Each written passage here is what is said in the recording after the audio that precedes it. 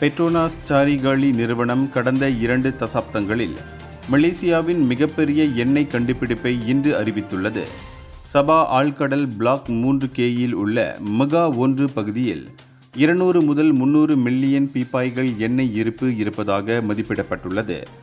அது மட்டுமின்றி பெட்ரோனாஸ் சாரிகாலியின் தலைமை நிர்வாக அதிகாரி அஸ்லி ஷாம் காசிம் இந்த அறிவிப்பை வெளியிட்டதுடன், உலகளாவிய நிறுவனங்கள் இதற்கு முன்னர் ஆய்வு மேற்கொண்டு தோல்வியுற்ற கடற்பகுதியில் உள்நாட்டு ஆய்வுக்குழு வெற்றிகரமாக ஆய்வு மேற்கொண்டு எண்ணெய் இருப்பை கண்டுபிடித்துள்ளது.